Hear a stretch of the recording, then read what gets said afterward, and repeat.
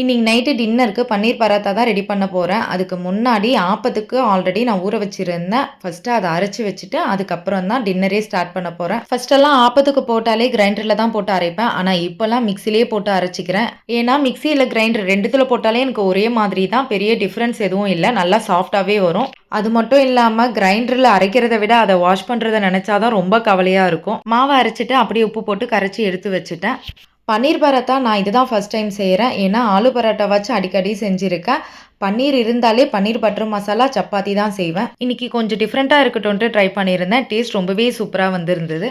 பன்னீர நல்லா கிரைண்ட் பண்ணிட்டு, அதில கட் பண்ணி வச்சிருக்க வெங்காயம், பச்சை மிளகாய், இஞ்சி, கொத்தமல்லி எல்லாம் போட்டுட்டு, கூடவே மஞ்சள் தூள், மிளகாய் தூள், கரம் மசாலா, பெப்பர், தேவையான உப்பு சேர்த்து நல்லா மிக்ஸ் பண்ணிட்டு, சப்பாத்தி மாவுல பன்னீர் ஸ்டஃபிங்க வச்சு 2 சைடும் பட்டர் அப்ளை பண்ணிட்டு எடுத்தோம் அப்படின்னா, சூப்பரான பன்னீர் பராத்தா ரெடி. இது கூடவே தக்காளி கார சட்னி ரெடி பண்ணியிருந்தேன். டேஸ்ட் ரொம்பவே சூப்பரா இருந்தது.